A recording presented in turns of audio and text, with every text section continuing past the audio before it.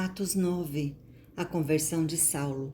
Saulo, respirando ainda ameaças e morte contra os discípulos do Senhor, dirigiu-se ao sumo sacerdote e lhe pediu cartas para as sinagogas de Damasco, a fim de que, caso achasse alguns que eram do caminho, assim homens como mulheres, os levasse presos para Jerusalém. Seguindo ele, estrada fora, ao aproximar-se de Damasco, subitamente uma luz do céu brilhou ao seu redor e, caindo por terra, ouviu uma voz que lhe dizia: Saulo, Saulo, por que me persegues? Ele perguntou: Quem és tu, Senhor? E a resposta foi: Eu sou Jesus, a quem tu persegues, mas levanta-te e entra na cidade, onde te dirão o que te convém fazer.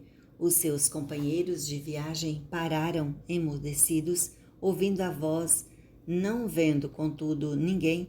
Então se levantou Saulo da terra e, abrindo os olhos, nada podia ver, e, guiando-o pela mão, levaram-no para Damasco. Esteve 3 dias sem ver, durante os quais nada comeu nem bebeu. A visita de Ananias. Ora, havia em Damasco um discípulo chamado Ananias. Disse-lhe o Senhor numa visão: Ananias?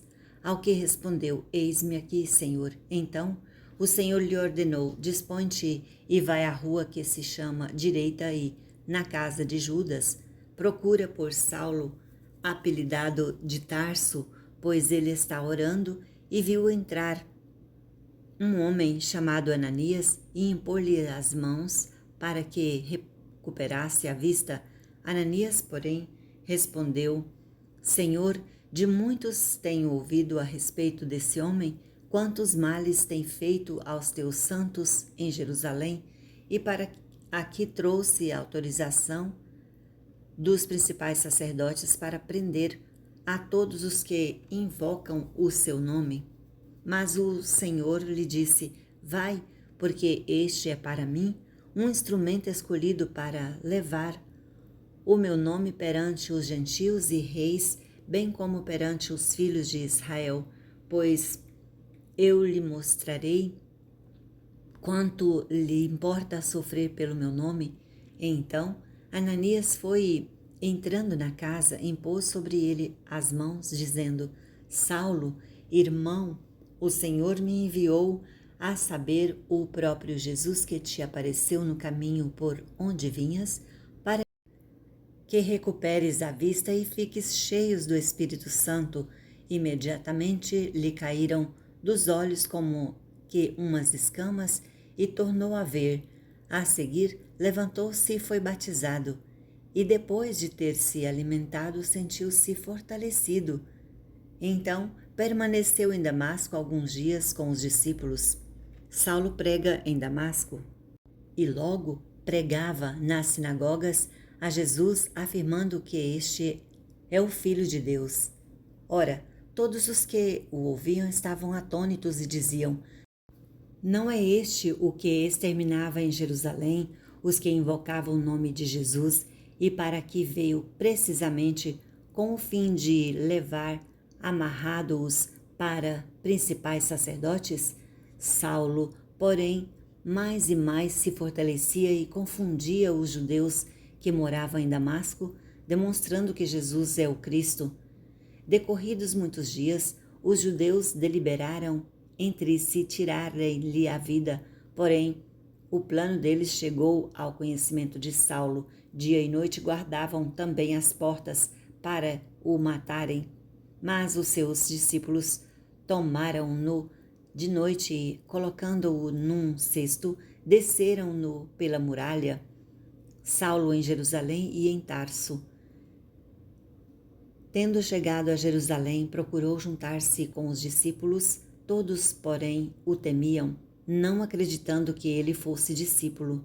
Mas Barnabé, tomando-o consigo, levou-o aos apóstolos e contou-lhes como ele vira o Senhor no caminho e que este lhe falara, e como em Damasco pregara ousadamente o nome de Jesus. Estava com eles em Jerusalém, entrando e saindo, pregando ousadamente em nome do Senhor, falava e discutia com os helenitas, mas eles procuravam tirar-lhe a vida. Tendo, porém, isto chegado ao conhecimento dos irmãos, levaram-no até Cesareia e, dali, o enviaram para Tarso. A igreja cresce. A igreja, na verdade, tinha paz por toda a Judéia, Galiléia e Samaria, edificando-se e caminhando no temor do Senhor e, no conforto do Espírito Santo, crescia em número. A cura de Enéas. Passando Pedro por toda parte, desceu também aos santos que habitavam em Lida. Encontrou ali certo homem chamado Enéas, que havia 8 anos jazia de cama, pois era paralítico. Disse-lhe Pedro: Enéas, Jesus Cristo te cura. Levanta-te e arruma o teu leito. Ele imediatamente se levantou. Viram-no todos os habitantes de Lídia e Sarona, os quais se converteram ao Senhor. A ressurreição de Dorcas. Havia em Jope uma discípula por nome Tabita, nome este que, traduzido, quer dizer Dorcas. Ela era notável pelas boas obras e esmolas que fazia. Ora, aconteceu naqueles dias que ela adoeceu e veio a morrer, e, depois de a levarem, puseram-na no cenáculo. Como Lida era perto de Jope, ouvindo os discípulos que Pedro estava ali, enviaram-lhe 2 homens que lhe pedissem: não demores em vir ter conosco. Pedro atendeu e foi com eles. Tendo chegado, conduziram-no para o cenáculo e todas as viúvas o cercaram, chorando e mostrando-lhe túnicas e vestidos que Dorcas fizera enquanto estava com elas.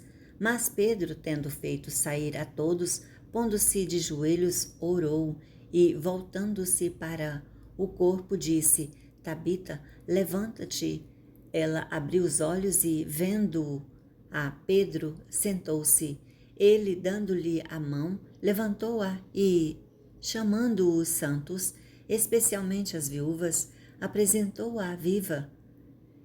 Isto se tornou conhecido por todo Jope e muitos creram no Senhor. Pedro ficou em Jope muitos dias, em casa de um curtidor chamado Simão.